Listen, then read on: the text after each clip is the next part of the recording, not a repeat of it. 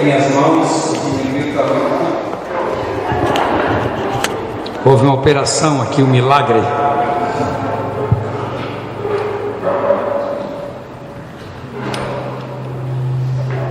Muito bem, uma alegria muito grande voltar a estar com os irmãos. Depois de algum tempo, dessa vez Wanda pôde vir comigo. E eu trouxe também o casal Edson e Ana. Edson me acompanha muito em algumas viagens, quando eu vou, especialmente quando eu vou em seminário de batalha espiritual e de libertação, e dá muito demônio, né? Dá muito demônio, então ele me ajuda a expulsar os demônios, né? Quer expulsar alguns demôniozinhos hoje à noite? Não, hoje eu não vou pregar sobre libertação, mas é sempre uma alegria muito grande vir a Lajeado, estar com os irmãos. Quero reforçar esse apelo que foi feito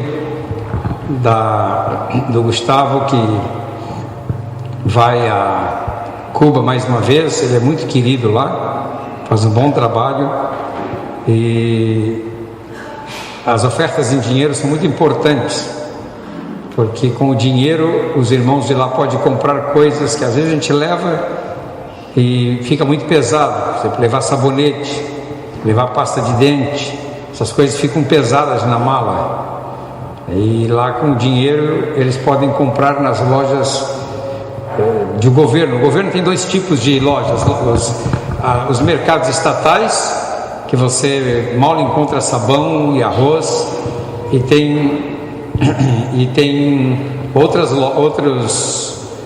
armazéns que também são do governo, mas que só pode comprar com uma moeda especial, equivalente ao euro e ao dólar. Então você tem que... Por isso que dinheiro é muito importante para ajudar aquelas pessoas. Eu quero convidar vocês a lermos a palavra de Deus em Jeremias capítulo 18. Jeremias 18, vamos ler do versículo 1 ao 6. Eu estou fugindo daqui para não... Está dando microfonia. É que os pregadores que vêm aqui, eles são altos, então o microfone fica aqui e não dá microfonia. Vai ficar muito pertinho. Vamos ler do versículo 1 ao 6. Palavra do Senhor que veio a Jeremias dizendo: Dispõe-te e desce à casa do oleiro, e lá ouvirás as minhas palavras. Desci à casa do oleiro, e eis que ele estava entregue à sua obra sobre as rodas. Como o vaso que o oleiro fazia de barro se lhe estragou na mão, tornou a fazer dele outro vaso, segundo bem lhe pareceu.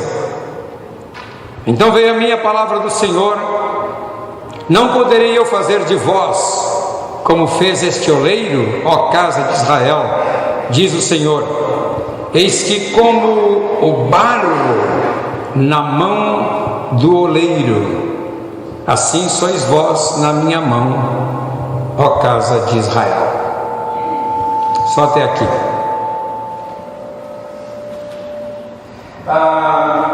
Na Bíblia nós encontramos, isso acontece comigo, isso acontece comigo. Daqui a pouco eu vou pregar lá embaixo. Na Bíblia nós encontramos Deus comparando a Israel de muitas maneiras. Por exemplo, Deus compara Israel com uma videira inútil, em Ezequiel 15, versículos 1 a 4. Para Deus, Israel era uma videira inútil, que não dava fruto. Já em Isaías capítulo 5, dos versículos 1 a 7, ele compara Israel a uma vinha má, na parábola da vinha, porque ele disse que trouxe uma muda de parreira de uva da melhor qualidade e plantou na melhor terra. E depois ele pergunta: como é que essa muda de parreira da melhor qualidade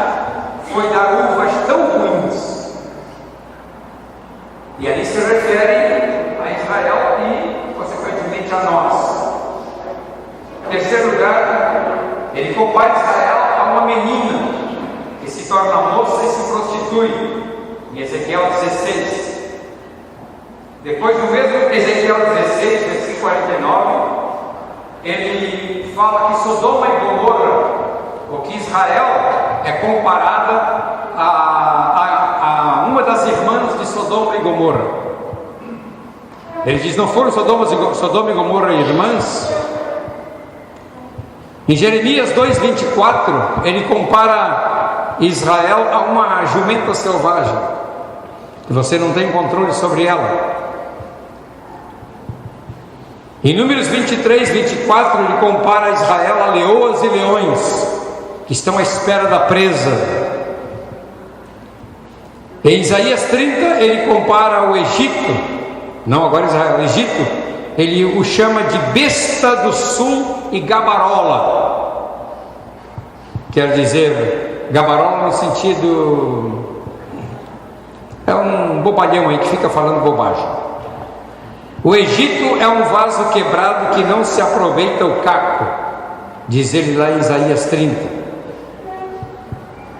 Já no Novo Testamento, ele chama os gentios, a igreja, de oliveira brava, Israel de oliveira boa. E nós fomos, nesse caso agora somos nós, fomos enxertados numa boa oliveira. Nós éramos oliveira má, e ele nos enxertou na oliveira boa. Então a seiva da oliveira boa passa a correr através de nós. Em Isaías 41:14, ele chama Israel de povozinho e vermezinho, quando ele diz: não temas, vermezinho de Jacó. Quer dizer, ele diminui mais ainda a gente. Em Apocalipse 12, Israel e a igreja são comparados a uma noiva, a uma mulher.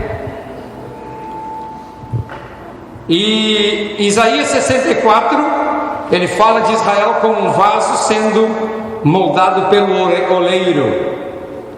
Também ele fala disso em Isaías 45.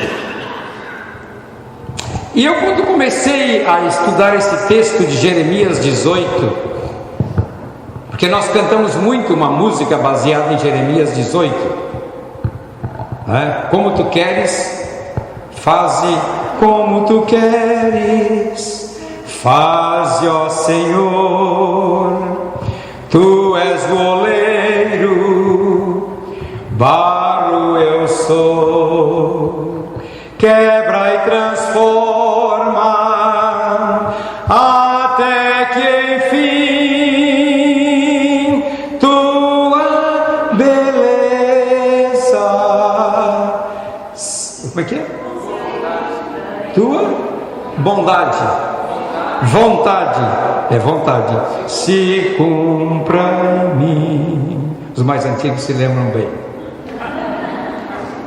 E aí eu comecei a estudar esse texto, essa questão do vaso e do oleiro, e me perguntei: por que Deus compara o seu povo a um barro sendo trabalhado pelo oleiro? Não sei se aqui os jovens já foram a um oleiro, um lugar onde faz vasos de barro manualmente.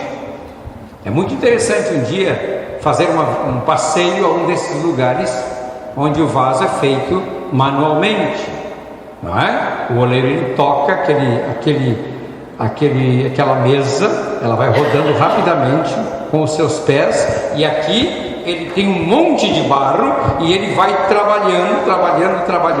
Eu cheguei a pegar um vídeo para mostrar para vocês, mas por alguma razão não liguei no computador. E aí vai mostrando o vaso sendo formado conforme ele quer. Ele usa suas mãos para trabalhar o vaso. Eu estive nos oleiros lá perto da ilha de Marajó, onde fazem a cerâmica marajoara, muito bonita, muito bem trabalhada, as cerâmicas marajoara famosas no Brasil. E sempre acompanhei essa atividade do oleiro, porque eu acho tão interessante essa obra de arte, que o oleiro decide fazer como é que ele quer. Está na mente dele o projeto. Eu tenho algumas colocações, vocês talvez depois queiram estudar isso nos seus pequenos grupos. Eu tenho algumas colocações, em primeiro lugar, para lembrar ao homem que ele foi criado do pó. Em Gênesis 2:7, né? Formou o Senhor Deus ao homem do pó da terra. Você é pó. Depois ele disse, né? Ele diz a Adão: tu és pó e ao pó tornarás. Cada um de nós vai virar pó. Não pense que o corpo de Davi não virou pó, porque morreu há tantos mil anos atrás que até os ossos já se desmancharam, apesar do sepulcro estar lá. Já virou pó, vai se deteriorando, porque é para lá que Deus manda. Deus está mostrando para você que o seu destino é o pó. Às vezes damos muito valor às coisas que temos, às coisas que possuímos ou que queremos possuir, e às vezes até pensamos em amealhar fortunas, né, para a posteridade, mas daqui a pouco você se dá conta que você é pó, e fica tudo ali. Fica tudo ali. Segundo lugar, para lembrar ao homem que ele o fez de pó e utiliza-o como instrumento de sua vontade. Quando morre, volta ao pó. Em terceiro lugar, para mostrar a supremacia ou o poder do oleiro sobre o barro. Primeiramente no aspecto físico, né? Deus nos fez assim, conforme Ele quis, baixinhos, altos, magros, alguns gordinhos. Fala de quanto, cadê o gordinho daqui? Está em Porto Alegre. Está no 27 mais. Hoje tinha uma reunião do 27 mais, que eu fui convidado para falar na despedida do Moisés Batista, e aí eu disse: não, mas eu tenho que ir para Lajeado, não posso participar do 27 mais. Então Deus nos fez assim, baixinhos, altos, magros, e não adianta reclamar. Baixinho é baixinho. Eu estou sempre precisando de 5 centímetros mais. E às vezes eu digo: Deus, por que não me deu 5 centímetros mais no meu braço? Além de me fazer baixinho, me fez esse bracinho curto. Não é? A minha mulher é da mesma altura minha, mas ela tem braços compridos. E às vezes eu boto um banquinho para trocar uma lâmpada e ela não precisa, ela só estende os braços. Então Deus nos fez no aspecto físico desta maneira, tá? Alguns têm rostos redondos, outros nariz feito batata, tá? Como a gente cantava antigamente, nariz tão chato que nem batata, cada buraco cabia um rato. A gente também nos fez seres espirituais totalmente, todos semelhantes, internamente todos somos iguais. Você pode ter a altura que quiser, você pode ter o conhecimento que você quiser, mas todos por dentro somos iguais, porque Ele nos fez assim. É a forma, não é, que Deus decidiu.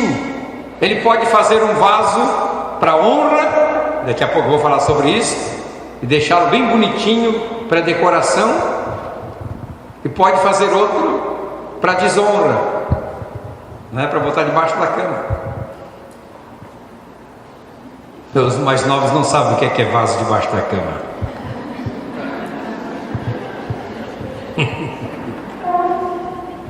Afinal, Ele tem domínio sobre todas as coisas. Tem domínio sobre todas as coisas. Você se lembra lá de Daniel, quando Daniel saiu para encontrou com seus 3 jovens e disse: olha, vamos orar, pedir a Deus revelação, porque o rei teve um sonho, ninguém sabe o sonho que o rei teve, e ele vai matar todo mundo, inclusive a nós, que ele vai matar todos os sábios, e vai nos matar também, então vamos orar. E à noite foi dada uma revelação a Daniel, e Daniel viu no seu sonho o sonho que o rei havia tido, e Daniel exclama numa oração fabulosa em Daniel 2, 20 a 23, que é um texto tão conhecido que Asaf colocou anos atrás uma letra, Asaf e Donaldo colocaram uma letra, uma música melhor, dizendo, tão bonita para esse salmo, seja bendito. Então ele botou assim: então foi revelado o mistério a Daniel numa visão de noite. Daniel bendisse o Deus do céu e disse: seja bendito o nome de Deus de eternidade a eternidade, porque dele é a sabedoria e o poder. É ele quem muda o tempo e as estações, remove reis, estabelece reis, ele dá sabedoria aos sábios e entendimento aos inteligentes.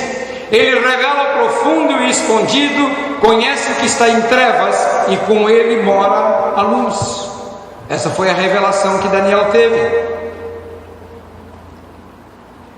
Mais tarde, num outro sonho que ele revela a Nabucodonosor, Nabucodonosor agora sabia desse sonho, o sonho da grande árvore, né? O sonho, aliás, da grande estátua. Quando ele teve o sonho, esse não é da estátua, esse é da árvore, não é? Então Daniel falou para ele que ele era a grande árvore e propôs para ele que ele se arrependesse dos seus pecados e das suas iniquidades, e que usasse de misericórdia para com os pobres, e talvez se prolongue a tua tranquilidade. Mas Nabucodonosor dominava sobre 127 nações da terra. O que ele queria mais? Era o grande imperador, tinha todo o domínio nas suas mãos, decidia sobre a vida das pessoas. E um dia ele andava por cima dos muros da Babilônia, onde havia os jardins suspensos da Babilônia. Eram muros da largura desse corredor daqui para lá, dava para passar 2 carruagens uma ao lado da outra, e havia palmeiras plantadas no alto daquele muro. E ele diz: olha só o que eu construí para a beleza do meu reino, para a glória do meu nome. E naquela hora ele ouviu uma voz dizendo para ele: já passou de ti o reino. E ele, de acordo com a escritura, ficou como um animal, que 7 anos, 7 tempos, pastando, nem olhar para cima ele olhava, só comia grama. As unhas cresceram como unha, como penas de galinha, seu cabelo cresceu também. Ele perdeu totalmente o tino, perdeu o seu conhecimento. E Daniel tinha dito: até que aprendas que o Todo-Poderoso reina. Em um dia ele olhou para o céu e voltou o seu conhecimento, e ele escreveu o capítulo 4 de Daniel, é escrito por ele, é escrito pelo rei Nabucodonosor, que era um macumbeiro, um satanista, e ele vai relatar aqui a sua conversão, como ele reconhece a Deus, não é? Todo o capítulo 4 é escrito pelo rei Nabucodonosor.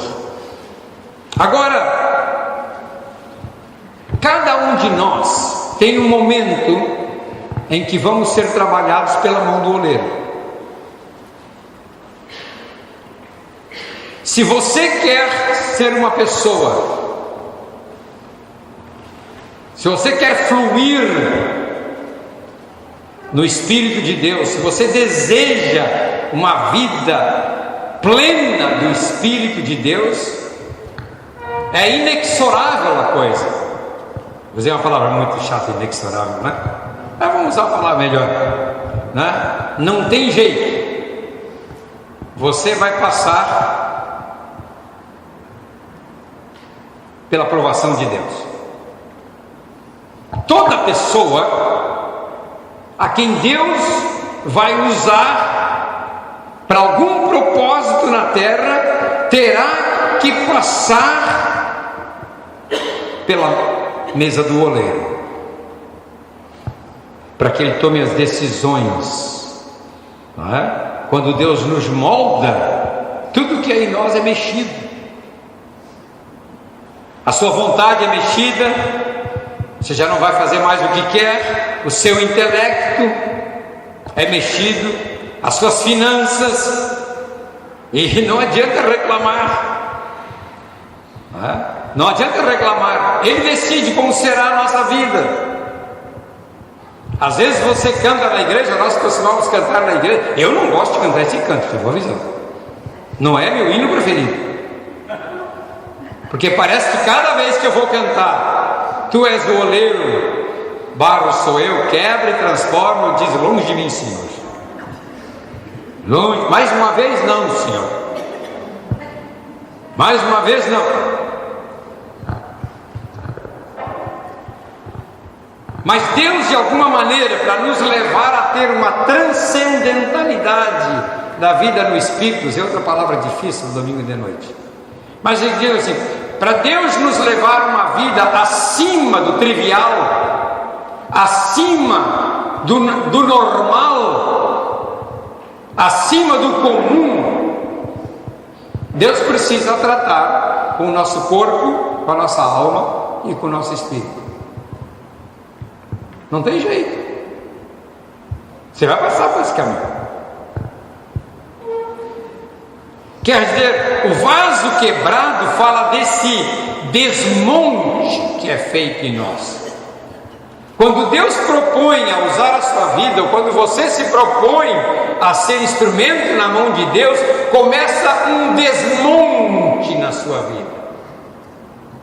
Deus começa a tocar aquelas áreas que lhe são mais queridas. Ele começa a tocar, ele vai mexer no seu corpo, vai mexer na sua alma, vai mexer nas suas finanças, vai mexer na sua família, ele vai mexer em alguma coisa. E aí você, como não está entendendo o que está acontecendo com a sua vida, ou como muitas vezes nós não entendemos, nós culpamos a esposa, culpamos o pastor e culpamos o diabo. Aliás, o diabo leva muita culpa. E esquecemos que nós andávamos cantando ultimamente, quebra e transforma até que enfim tua vontade se veja em mim. Estava cantando e agora está sendo quebrado.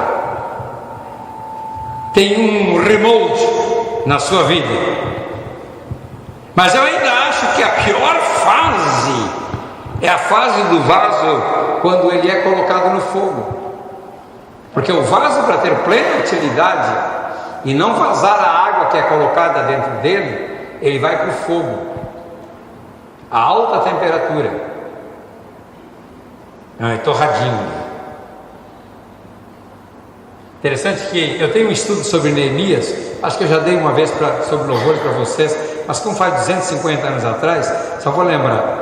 Neemias 12, aquela jornada do povo, dos cantores de Esdras e Neemias andando sobre o muro, que eles começam em Neemias capítulo 12, eles começam sobre na porta do monturo, que é onde todos nós entramos, a porta está cheia de sujeira, de imundícia, do pecado, e aí eles vão para a fonte, para a porta da fonte, que a fonte é Cristo, mas depois eles vão para a porta das águas, e as águas falam da plenitude do Espírito Santo, e logo que passa essas três portas, eles passam pela Torre dos Fornos, e na Torre dos Fornos é que vem a aprovação. Eu tenho até uma interpretação um tanto diferente dos pentecostais, quando João diz assim: aquele que vem após mim é maior do que eu, ele vos batizará com o Espírito Santo e com fogo. E eu costumo dizer aos irmãos na Assembleia de Deus e aos meus alunos no seminário, que esse com fogo não é para deixar você com um reteté dando pulinho, dançando e pulando. crente reteté, cheio de profecia e kikikiki. Esse fogo aí fala de provação. Você tem 2 batismos na sua vida. Tem o batismo no Espírito e o batismo no fogo, quando você é provado. Acho que cada um de vocês aqui, em alguma medida, já passou por alguma provação. É ou não é verdade?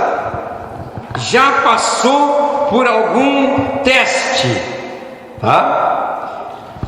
É a única maneira de experimentarmos a transcendentalidade da vida no Espírito Santo. Eu gosto muito do texto de Ezequiel 8, Ezequiel 8:3 é interessante. Se você tem que ler de Ezequiel 1 até o 10 para entender isso. Mas lendo Ezequiel 8, o profeta Ezequiel está sentado junto com os demais anciãos da cidade na sua casa, e de repente ele sente que é trasladado, ele é levado para Jerusalém, e diz assim: o Espírito me tomou pelos cachos do cabelo, né? Eu não sei como é que ele me levaria, porque eu não tenho cacho de cabelo, né? O Mateus tinha aqui, quando tinha aquele Black Power que ele usava. Matias tinha um Black Power. Eu sempre olhava para ele e disse: o Espírito é fácil pegar ele e levar assim. Pega pelo. Né? Mas tudo bem. Pega pelos cachos do cabelo e o leva em espírito a Jerusalém. O corpo fica ali perante, ele entra num êxtase, o corpo fica perante os anciãos e ele vai a Jerusalém. E ele vai online. Entende? É no tempo real. É no tempo real. Ele entra lá no templo de Jerusalém e começa a ver o que está acontecendo. Mas para que ele pudesse entender certas coisas, Deus exigia cada coisa de Ezequiel. Só o seguinte, vou dar só alguns exemplos. Se você não tiver nada para falar, se eu não colocar nada na tua boca, tu vai ficar mudo. E Ezequiel ficava mudo, só falava quando Deus dava a palavra para ele. Aí tinha que deitar 40 dias do lado esquerdo, não podia ficar 40 dias deitado aqui, tá? E depois mais 300 e poucos dias deitado do lado direito. Aí na hora de cozer a sua comida, Deus disse assim: vai cozer em cima de cocô de gente. E o pão era cozido no borrado, quer dizer, colocava o pão em cima da brasa, né? E Deus disse que vai fazer brasa de cocô de gente. Ele disse: não, por favor, isso é imundícia. Tá bom, vou te dar bosta de gado. É assim mesmo, tá? Vou te dar de gado. Então, ele botava o pão ali, a massa em cima da bosta de gado, depois limpava aquilo, assava aquilo e comia. Para quê? Para mostrar a Israel o pecado de Israel. Mas pior ainda, quando Deus diz para ele assim: olha, você vai ter que cortar a sua barba e pesar, vai ter que cortar o cabelo e pesar, você vai ter que esculpir a cidade de Jerusalém. E um dia Deus disse para ele assim: vou levar a coisa mais preciosa para ti. E ele diz assim: falei isso de manhã e à tarde morreu minha mulher. E Deus disse: você não pode chorar. E ele teve que aguentar em seco, não podia chorar a morte da mulher. Mas Ezequiel experimentava o que é viver numa dimensão do Espírito que nós não experimentamos em nossos dias.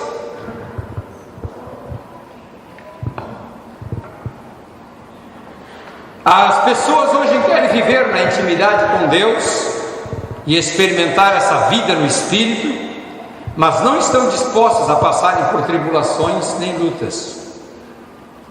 Quando vem lutas, a primeira coisa que elas fazem é dizer: está amarrado Satanás, está amarrado o diabo. É interessante que o Atmani, não sei em que livro que eu estava lendo de Atmani há uns há uns 200 anos atrás, ali no livrinho dele, diz que Deus usa 2 métodos para nos quebrar. Ele usa o método da pancada certeira, que como Paulo, ele quebra de uma vez. Paulo ia a caminho de Damasco e levou uma chapuletada, quebrou de uma só vez. Pá! A partir dali, ele se tornou outro homem. Jacó, ele demorou quase 100 anos quebrando, cada dia quebrava um pouquinho. Cada dia quebrava um pouquinho. Fez ele passar fome, fez passar perseguição, passar necessidade, foi enganado pelo sogro. Quem é que não foi enganado pelo sogro? 10 vezes enganado pelo sogro. Sofreu, até que um dia ele voltava para sua terra natal, quando ele fica em Peniel, ali no vale de Jaboque, e um homem lutou com ele a noite inteira, e ele não sabia que era um anjo, mas lutou com ele a noite inteira. Você imagina uma luta de espada a noite inteira, até que era um anjo, o anjo tocou na coxa dele. E a partir daquele dia, ele recebeu a marca de Deus e recebeu o título de príncipe, mudou o nome dele. O teu nome a partir de hoje será Israel. Não é mais Jacó, o suplantador. O teu nome agora é príncipe. Israel, porque como príncipe lutaste com Deus e venceste. Então, enquanto alguns são quebrados de uma só vez, e você conhece pessoas assim na igreja, que para se converter tiveram que enfrentar uma tragédia. Pessoas que para se converter, Deus as levou assim por uma situação trágica. E aquelas pessoas se converteram e a partir dali uma nova vida. Mas tem outras pessoas, especialmente os crentes, né? E Deus tem que quebrar todo dia um pouquinho. Toda semana Deus quebra um pouco, até que essa pessoa seja um príncipe. E muitas vezes, se você quer ser um príncipe de Deus, terá que ser quebrado. Terá que ser quebrado, porque esse é o caminho. Nós precisamos experimentar essa transcendentalidade. Paulo, quando fala sobre isso, ele diz assim: temos, porém, este tesouro, ele fala em 2 Coríntios 4,7, em vasos de barro, para que a excelência do poder seja de Deus e não de nós. E Deus, quando nos trata como vasos de barro, e Paulo diz que somos vasos de barro, está mostrando que o vaso de barro, por mais feio que seja, é o lugar, e mais fraco que seja, e mais frágil que seja, é o lugar em que Deus usa para guardar o que lhe é precioso, o que lhe é de maior agrado, seu poder. Não sei se vocês já leram sobre os pergaminhos do Mar Morto. Os pergaminhos do Mar Morto foram encontrados nas montanhas perto do Mar Morto. Eu estive ali quando estive em Israel, não é? Umas cavernas que ficam assim nos paredões de montanha, em Qumran. Quando um nômade, um desses criadores de cabras nômades, atirou uma pedra a esmo e sentiu que deu um baque oco. Aí ele foi lá ver o que era. Tem que subir, fazer uma escada, subir, porque os buracos ficam bem assim em cima. E ele descobriu lá muitos vasos cheios de pergaminhos. Aqueles pergaminhos que a maioria deles contém, hoje eles só conseguiram recuperar o texto de Isaías, do livro de Isaías. Aqueles pergaminhos do Mar Morto, eles estavam ali preservados há quase 2000 anos, desde a época da invasão de Roma, quando Roma invadiu para destruir. Roma já dominava Jerusalém, mas quando o imperador decidiu destruir com Jerusalém, acabar com Jerusalém, no ano 70 de nossa era, quando ele destruiu o templo, então ele perseguiu esses cristãos, e os cristãos, eu não sei se os essênios, da mesmo grupo de João Batista, esconderam ali pergaminhos, e aqueles pergaminhos ficaram ali e conservaram-se durante quase 2000 anos. E o guia com o qual eu estava em Jerusalém, eu fui visitar o museu de Jerusalém, ele disse: olha, nós estamos tentando manter os pergaminhos numa cabine de vidro com a mesma temperatura e a mesma umidade que esses pergaminhos tinham dentro dos vasos de barro nas cavernas de Qumran. Mesmo assim, os pergaminhos estão se esfarelando. Lá dentro do vaso de barro ele era conservado, não se esfarelou. Mas agora, com toda a tecnologia do museu de Jerusalém, ele estava se esfarelando. E estava dando um nó nos cientistas. Por quê? Porque ali é uma lição que Deus dá. O vaso de barro, naquele lugar, naquela montanha de Qumran, é uma montanha que dá para o Mar Morto. Ali naquela montanha tinha a umidade do ar perfeita para conservar aqueles pergaminhos que nunca apodreceram, porque estavam dentro de um vaso de barro.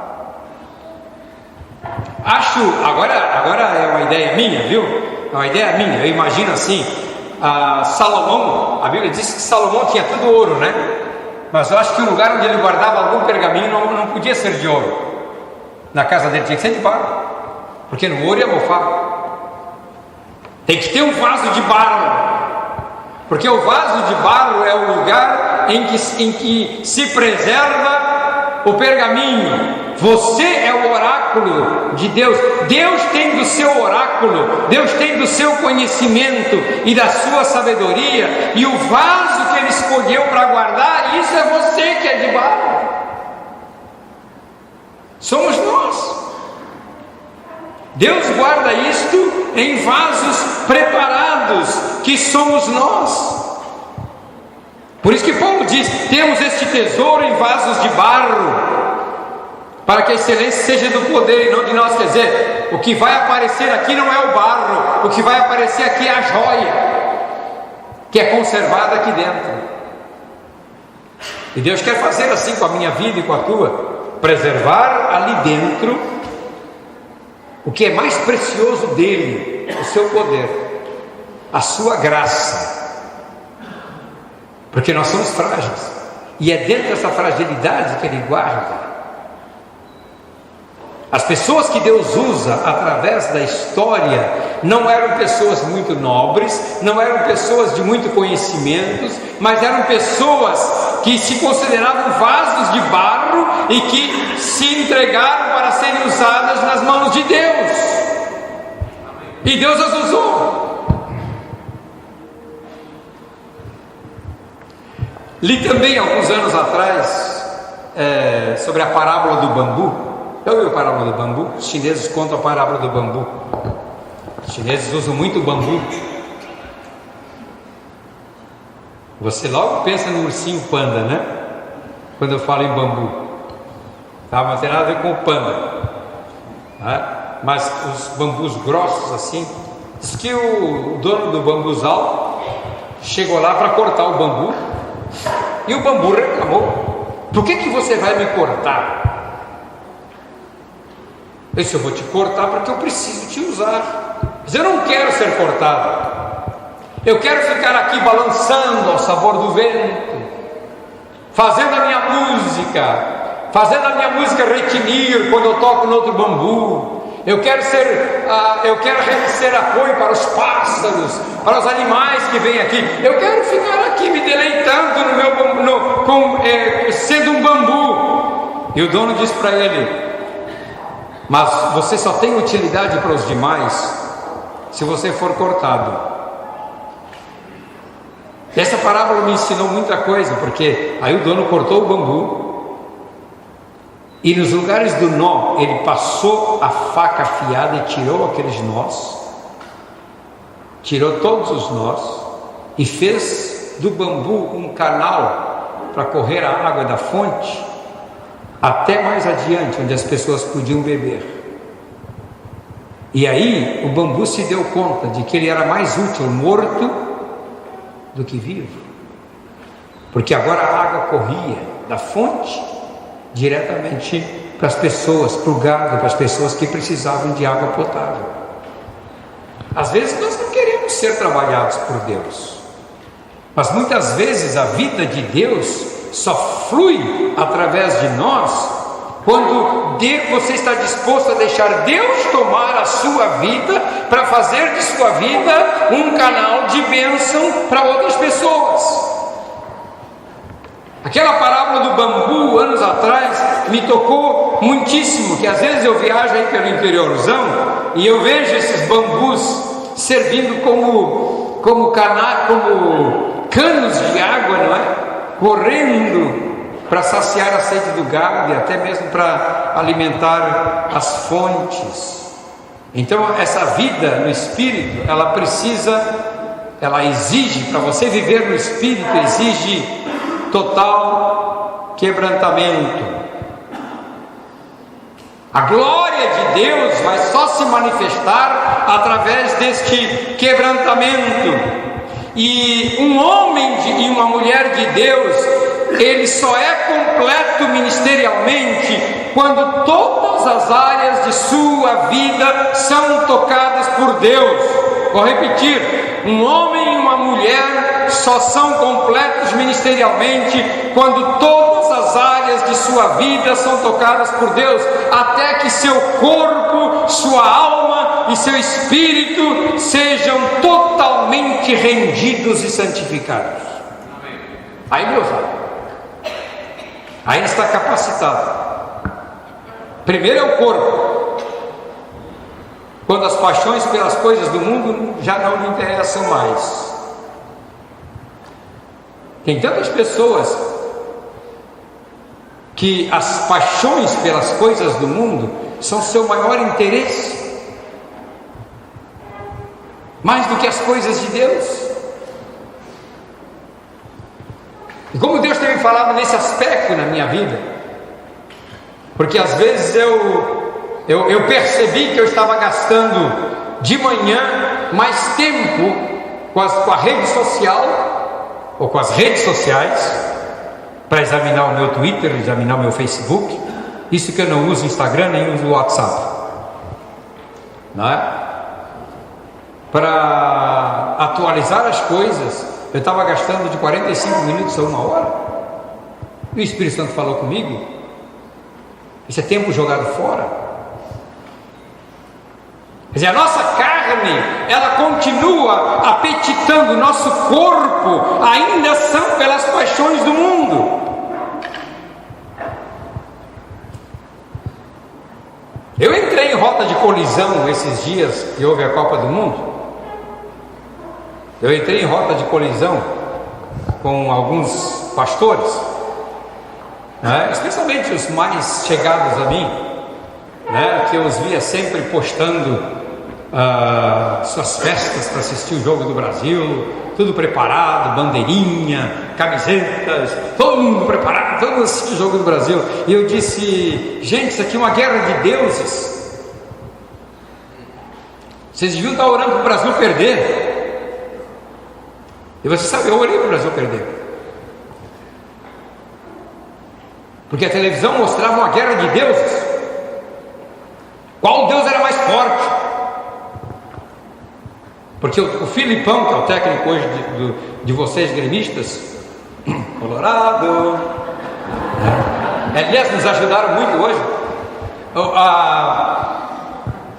O Filipão fez uma viagem de 20 quilômetros a pé para visitar Caravaggio e pedir as bênçãos dela, e a Rede Globo divulgou isso. E depois dizia que ele iria voltar lá e fazer os 20 quilômetros de pés descalço, agradecer pela Copa, pela conquista. Aí no dia que o Júlio César agarrou 2 pênaltis, no dia seguinte assistiu o Jornal da Globo e mostrava que graças a Caravaggio, que ele ganhou de um outro goleiro e também do Filipão, ele conseguiu pegar aqueles pênaltis. Esse, gente, é guerra de deuses.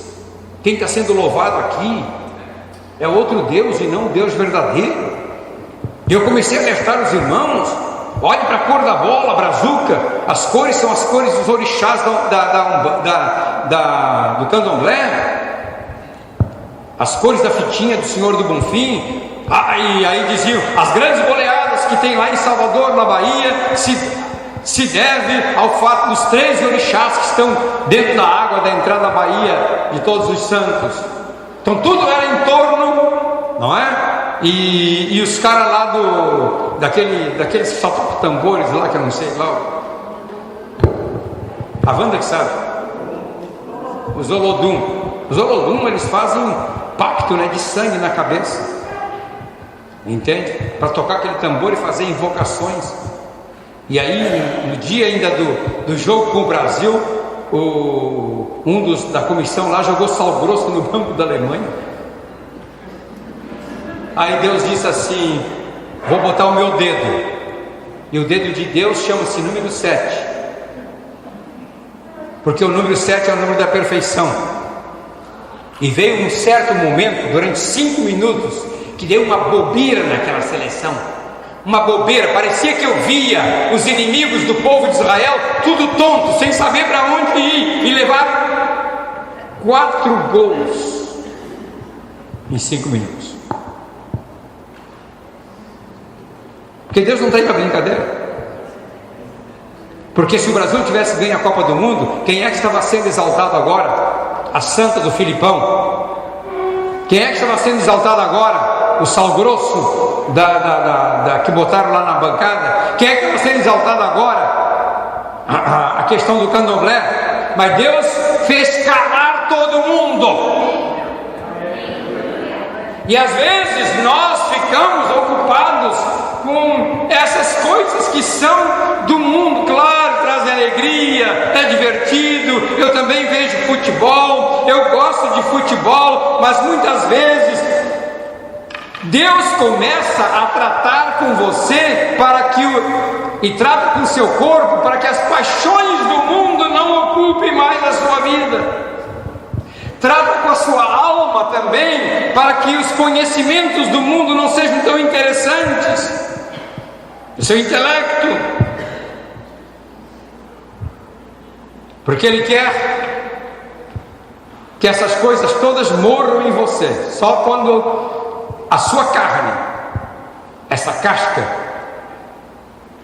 faz só a vontade de Deus, e quando a sua alma, que é a sua vontade, sua paixão, seu intelecto, faz só a vontade de Deus, aí começa a fluir a vida do Espírito. É como uma semente. Você sabe que a semente, ela tem as 3 partes, né? Interessante que Deus fez toda a natureza muito parecida. Tudo tem uma tipologia na criação. Quando Ele criou o homem corpo, alma e espírito. 3 lugares. Quando Ele criou, mandou fazer o tabernáculo no deserto, Ele faz 3 lugares: o átrio, o santo lugar e o santo dos santos. Sempre assim, um lugar mostrando mais íntimo, que é o santo dos santos. Sempre tem um lugar mais íntimo. Deus sempre faz isso. A semente de uma planta, ela também tem 3 partes. Tem a parte de fora, que é a casca. Ela tem a parte mais de dentro, que seria o amido. E bem lá dentro, ela tem a parte onde está o gene da vida, a semente de vida. E às vezes uma semente, ela é dura demais. Ela precisa passar por um calor para poder germinar. Então o passarinho come aquilo, passa pelo seu papo, entra no seu intestino, sofre um processo de aquecimento, é defecada e ali nasce. Precisou passar por dentro do passarinho para poder nascer, para poder tocar na casca daquela semente.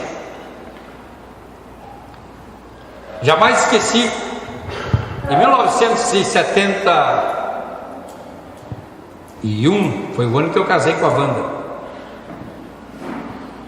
Eu trouxe do Ceará um cangaceiro, um chaveirinho que era um cangaceiro. Era uma baga, como são comuns, né? O meu nordestino ali, o Edson, aquelas bagas grandes lá no Nordeste, e alguém cobriu aquilo com couro, pintou os olhinhos, a boquinha, botou um chapeuzinho de couro, e era um cangaceiro. E tinha lá o negócio de chaveirinho, e aquilo estava como decoração na minha prateleira. Mas aí nasceu o meu filho, e sabe, criança vai lá e pega, né? E eu deixava, pode brincar. Era um souvenirzinho que eu tinha trazido do Ceará. Quer dizer, quando o Nilson nasceu, já fazia quase 10 anos que eu era casado. Então já fazia uns 13, 14 anos que eu tinha aquele chaveirinho lá em casa. E um dia volto de férias e a grama do meu pátio, nos fundos da casa, estava dessa altura, literalmente assim, a grama. Cresceu depois de um mês fora. Mas eu notei que tinha um baraço que começou a crescer assim como um feijão, daquele feijão que dá um trepadeiro assim, feijão de vagem, né? Não sei como é que chama aquele feijão de rolo, feijão de corda, ele sabe, feijão de corda. Aquele estava dessa altura, e eu cutuquei, cavoquei e puxei, e adivinha o que saiu? O meu chaveiro. De dentro da boquinha do cangaceiro estava saindo todo aquele baraço de feijão, e estavam as raízes, ainda se viu os olhinhos do cangaceiro. Aí eu tentei enterrar, mas já não nasceu mais. Eu queria saber o que era. Aquilo ali era a baga ou a semente de alguma planta do Nordeste. Estava 15 anos comigo quase. Não sei quanto tempo estava lá no lugar em que vendia os souvenirs, mas dentro estava a vida. Mas para aquela vida poder sair, ela precisou ser tratada, receber umidade, tratar a casca, né? Tratar com toda aquela segunda parte, até que saiu de dentro a vida de uma nova planta. A sua vida e a minha vida não é diferente disso, meu irmão. Deus, para extrair a vida de dentro de nós, fazer com que brote a vida dele em nós, precisa tratar com muitas áreas de nossa vida. E não adianta gemer, tem que só dizer: tua vontade faze, ó Senhor. Só isso, que a vontade do Senhor seja feita. Wanda e eu enfrentamos umas situações difíceis nesses últimos 6 anos. Muitos de vocês sabem, porque já oraram por nós. Eu mesmo contei aqui da nossa filha que foi seduzida por um satanista e depois que destruiu o lar dela, destruiu tudo na vida dela, tudo. E há 3 anos nós acolhemos de volta em casa, que era um verdadeiro trapo humano, toda depressiva, endemoniada, revoltada, e tivemos que recolher com as crianças. E esses últimos 6 anos foram anos de muita dificuldade, em que a Wanda colocava comida para mim e eu dizia: não vou comer, vou jejuar. A própria Wanda, com toda a sua fraqueza, às vezes estava em jejum. E a Wanda dizia: eu vou fazer um voto. Eu digo: dependendo do voto, tu faz, senão tu não vai fazer. Eu não deixava ela fazer os votos. Ainda sou meio do Antigo Testamento, né, que o marido manda na mulher e decide qual é o voto que ela vai fazer. Mas aí o último voto que ela disse que ia fazer era que ela ia orar o Pai Nosso 10 vezes por dia, quantas vezes fosse necessário. Esse aí pode orar o Pai Nosso: seja feita a tua vontade, assim na terra como no céu. E a nossa filha foi passando por um período de transformação, de conversão, primeiro libertação dos demônios, depois de conversão, e foi melhorando, e por fim, quarta-feira passada, casou outra vez, já está na casa com seu marido, e até o fim do ano os netos saem lá de casa, com a vitória de Deus. Talvez vocês não sabem o que é isso, não é? A luta que nós enfrentamos, mas essa luta tratou com as nossas motivações. Essa luta tratou com a minha motivação, com as motivações da Wanda, tratou com o nosso caráter, tratou com o nosso desejo. Nós estávamos no limite, para tomar até decisões que não eram decisões corretas, mas aos nossos olhos era a única decisão. E quando Deus me deu uma palavra: não é isso que eu quero, nós tínhamos pensado em mudar para Recife, e tínhamos pensado também em mudar para o interior de São Paulo, que havia boas oportunidades para nós trabalharmos por lá. E a gente tinha um projeto então de deixar o nosso sobrado com carro, tudo para ela, tudo, internet, televisão a cabo, móveis, tudo, fica tudo aí, e nós vamos embora.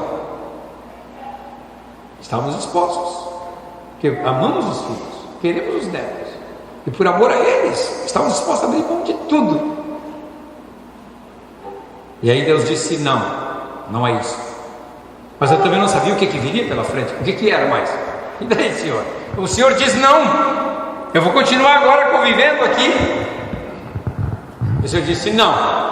E dali a 15 dias o Senhor mostrou que era Ele que estava no controle. Apareceu um rapaz lá em casa para falar, pedir permissão para casar com ela, coisa que faz anos que eu não ouço isso. E graças a Deus, Deus nos deu vitória. Aprendi uma coisa, meu amado: você quer encontrar Deus? Deus está sempre na frente da guerra. Você quer encontrar Deus? Deus está lá no fronte da guerra. Às vezes você pensa que Deus está longe. Não, Deus está ali do seu lado. Deus está no fronte da guerra. Josué perguntou: afinal tu és um dos nossos ou um dos nossos inimigos? Perguntou para um cara que estava armado com uma espada desembaiada. Ele disse: eu sou enviado do Senhor dos Exércitos. Agora ouça o que eu tenho a dizer. Deus estava ali na frente da guerra. Deus sempre está perto de você. Você pensa que você está sozinho no meio da tribulação? No meio da tribulação, quando Deus está moendo você, quando Deus está tratando com você, Deus está ali juntinho de você para ajudar a sua vida. Não coloque a culpa no diabo. Diga: obrigado, Senhor, sei que o Senhor está tratando comigo. A nossa carne não gosta, a nossa carne esperneia, a nossa carne, ela não gosta dessas coisas. A nossa carne, a nossa alma também não gosta. Por isso que depois de passar por muitas tribulações, é muito difícil cantar: quebra e transforma até que enfim. Eu disse: de novo não, Senhor.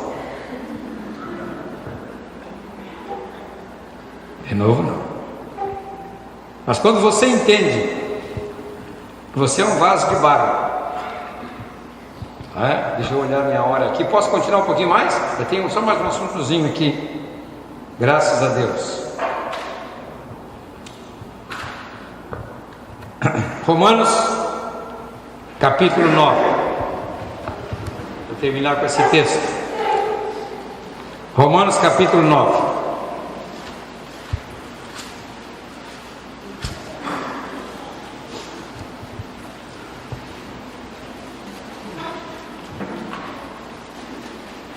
Versículo 19.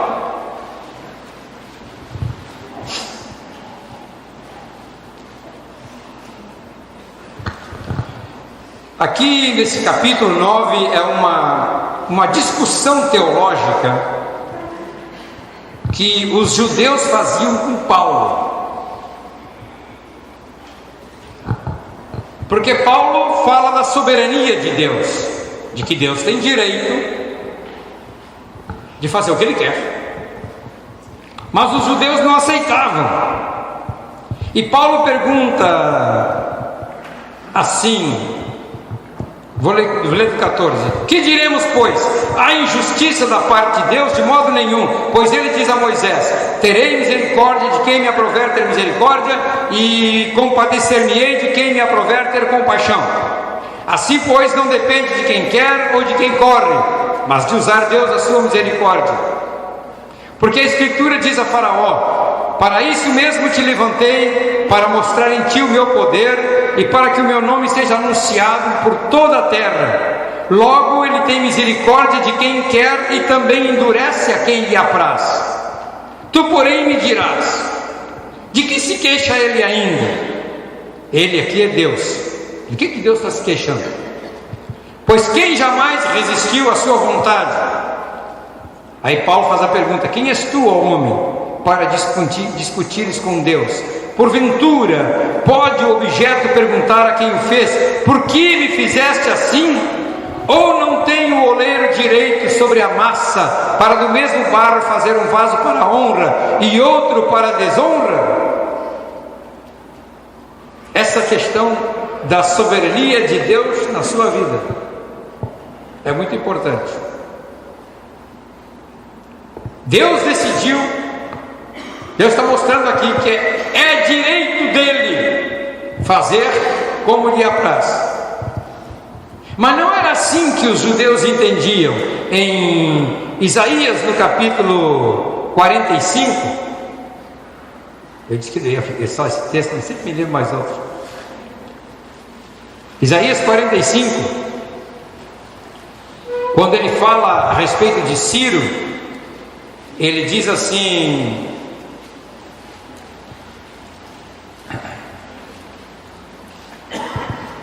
versículo 9: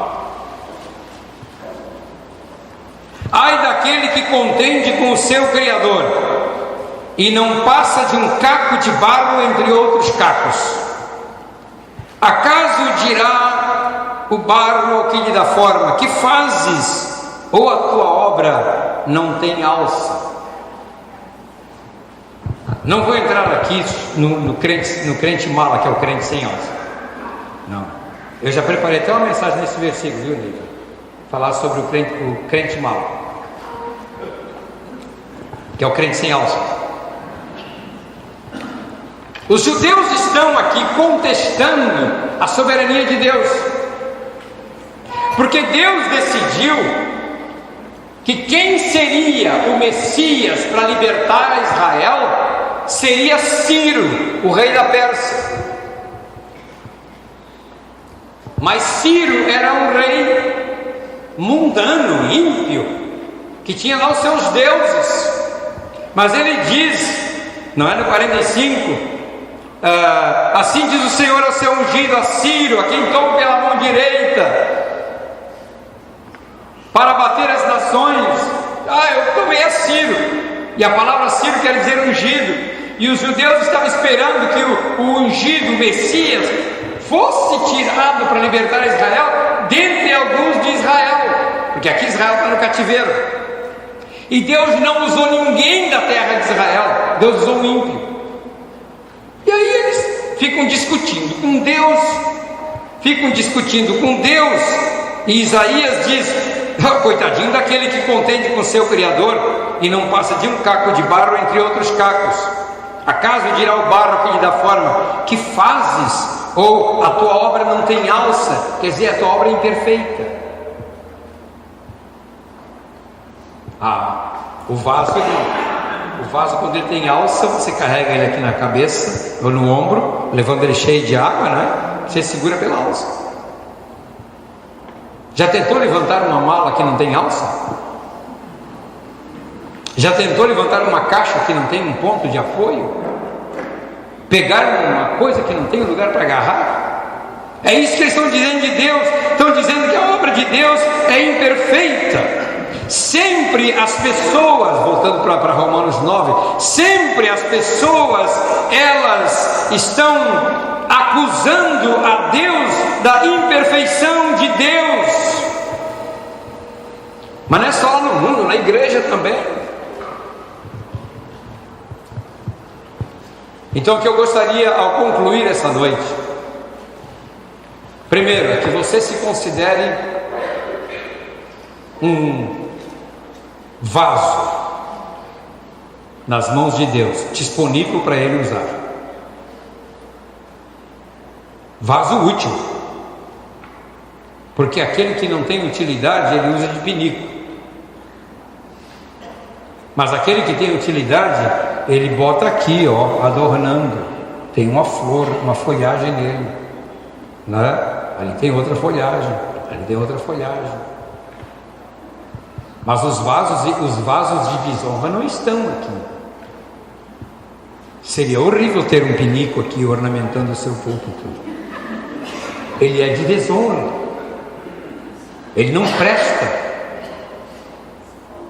E você não é um vaso de desonra, você é um vaso de honra, que está pronto para ser usado por Deus. Mas Deus tem que tratar com o seu interior, com seus anelos, com seus desejos, com a sua vontade. Deus tem que tratar lá dentro, como aquela taquara, Ele tem que limpar para que a água comece a fluir, a vida de Deus flua, a vida de Deus brote na sua vida. Entenderam o que eu quis dizer? É uma mensagem muito difícil para domingo de noite. Mas nessa situação toda lá de casa, Deus tratou muito com a minha mulher. E tratou muito comigo. Porque Ele quis mostrar em nós o seu poder. Quando vinha sempre alguma palavra de alguém que nos dizia assim, dizia para a Wanda: vem cá, Wandinha, compartilha essa parte no meu encerramento aqui. Vem cá, meu amor.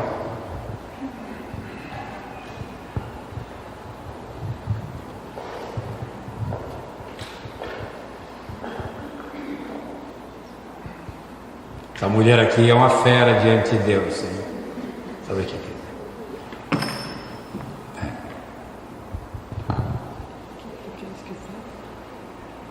O que Deus falou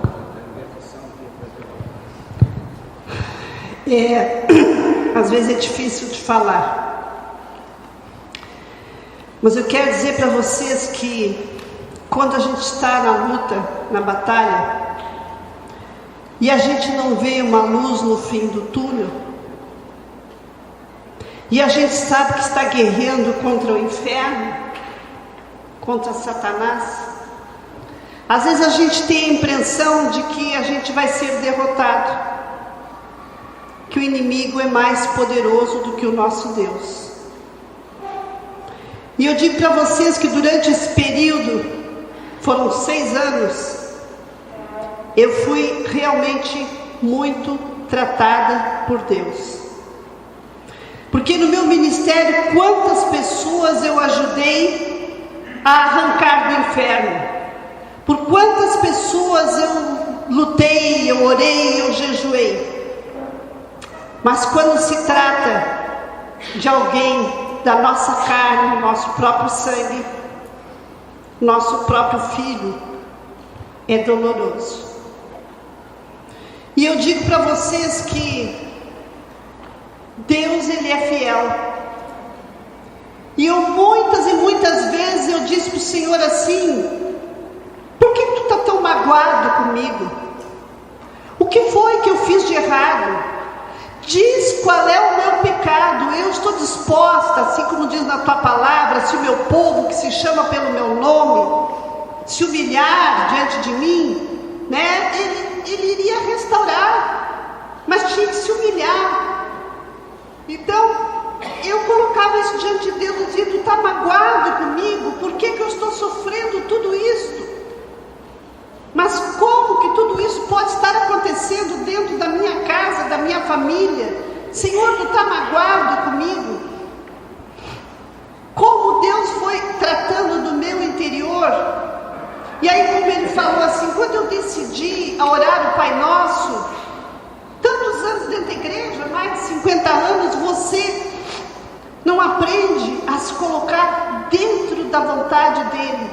E aí eu comecei a orar no Pai Nosso e dizer: Pai Nosso que estás no céu, bom, Tu és o meu Pai, meu Criador, seja feita a Tua vontade, assim na terra como no céu.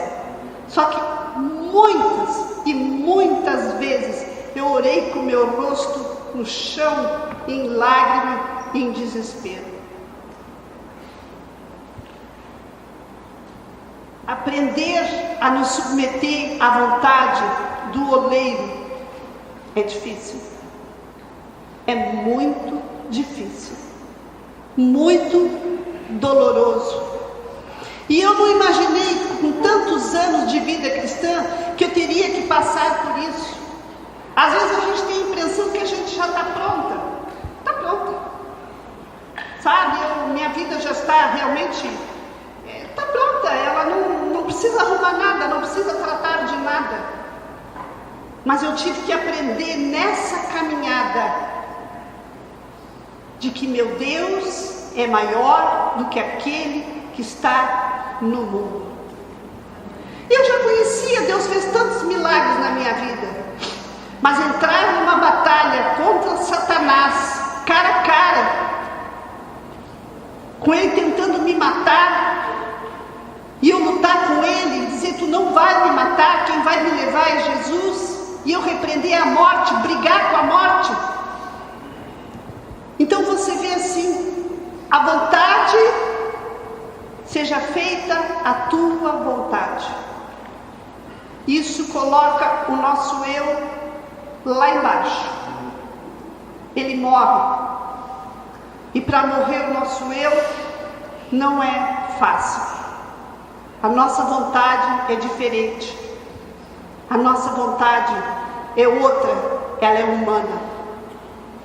Mas eu quero dizer para vocês, Ele vai tratar da tua vontade, Ele vai tratar do teu interior, mas acima de tudo, Ele vai te amar, Ele vai te sustentar.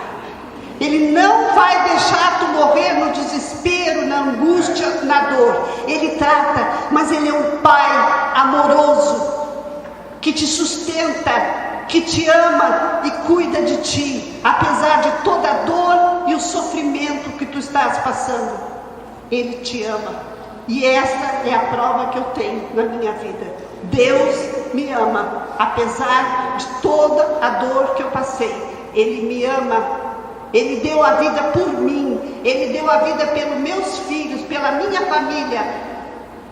Ele nos ama. Então Ele não é masoquista que se compraz com a nossa dor. Não. Você não entende, mas como que Ele pode fazer isso comigo? Ele me ama. É por amor. Amém. Amém. Como eu disse, só quando você está dentro da batalha é que você percebe que Deus está ali junto com você. Às vezes você não vê Deus, mas Deus está ali do seu lado. Deus está ajudando a sua vida. Agora, talvez para você seja difícil o que eu vou dizer, mas Deus está trabalhando. Deus tem que trabalhar com você. Uma igreja santa, os membros eles têm que passar por esse processo do tratamento do corpo, da alma e do espírito.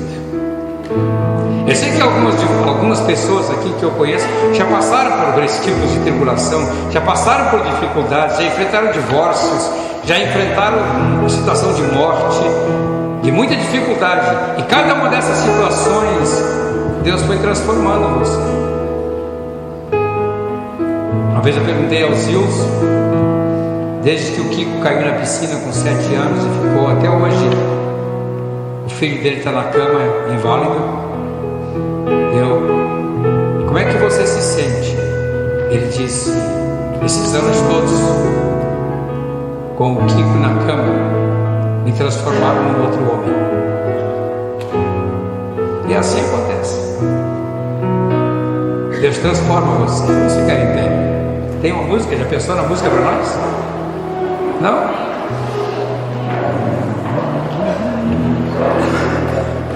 Em nada ponho a minha fé, senão na graça de Jesus, no sacrifício remidor, no sangue do bom Redentor.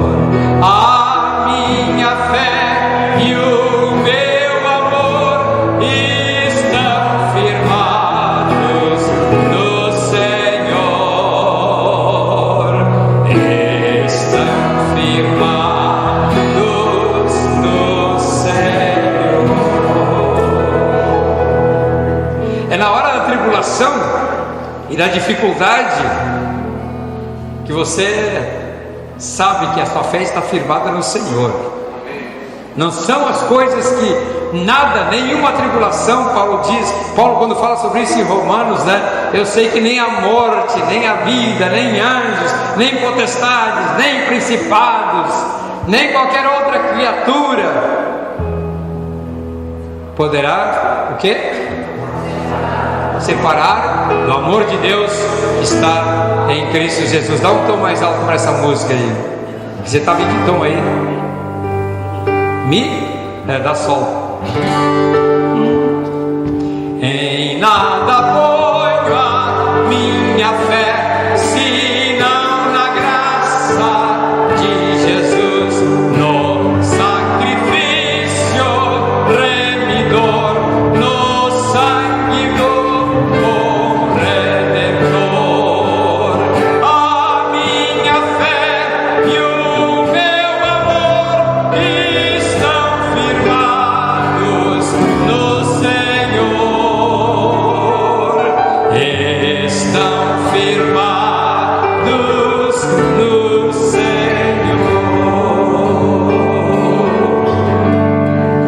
Vocês viram que eu não quis cantar aquele quebra e transforma? Eu vou deixar para você cantar aquele sozinho, que eu não gosto de cantar.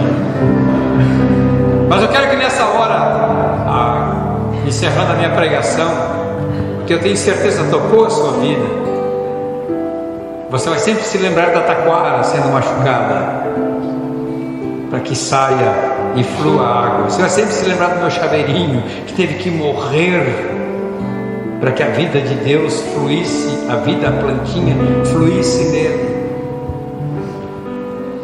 Hoje, depois de 50 anos de ministério, eu sinto que hoje a vida de Deus flui melhor na minha vida do que no meu tempo de mocidade, do que há 20 anos atrás.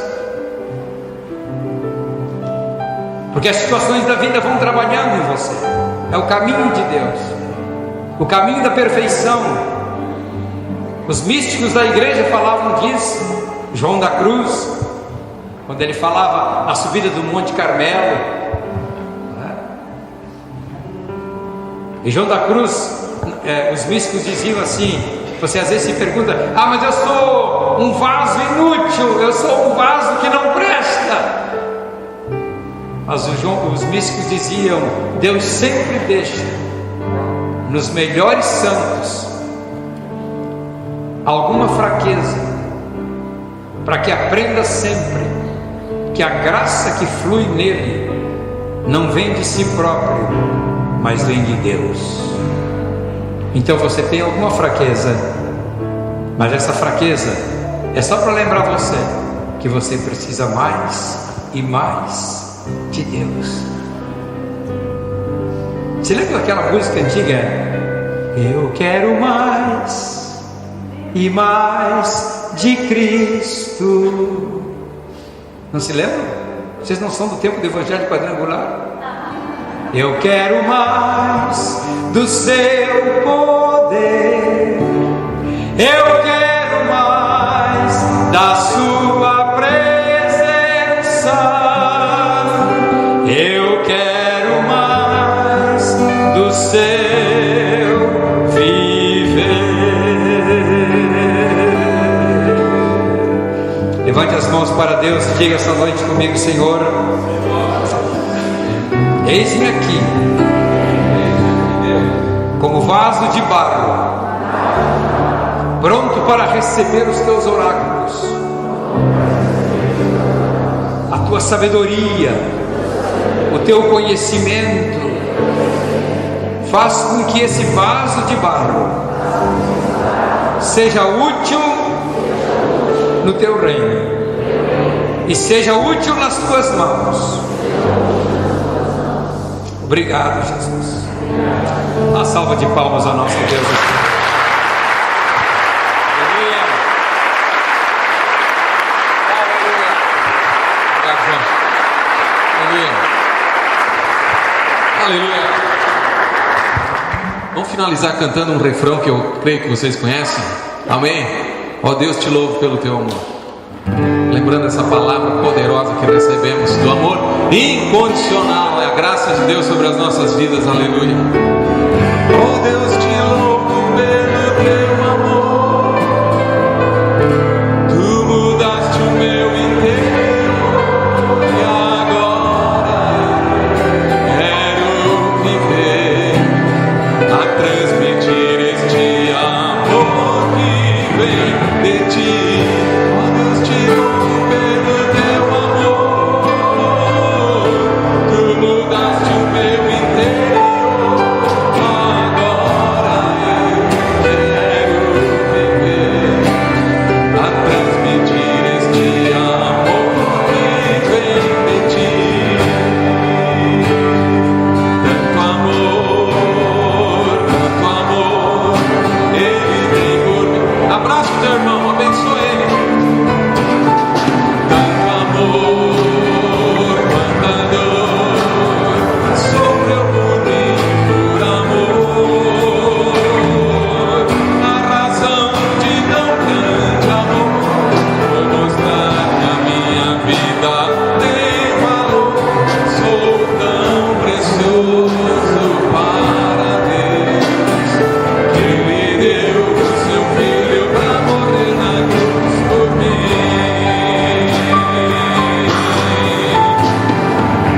Ó Deus, te louvo pelo teu amor. Tu mudaste o meu interior. Agora eu quero viver pra transmitir este amor que vem de ti. Ó Deus, te louvo. Quantos tiveram o seu interior transformado? Tu mudaste o meu. Aleluia! Agora eu quero viver pra transmitir esse amor que vem de ti. Obrigado, Senhor, por essa palavra. Queremos sim retê-la no nosso coração e transmitir esse amor, Pai. Abençoa o pastor João e a banda, a viagem deles de volta também, Deus. O Edson e a Ana também. Abençoamos a vida deles, seus familiares, sua família, a igreja ali em Porto Alegre, Cachoeirinha, Pai.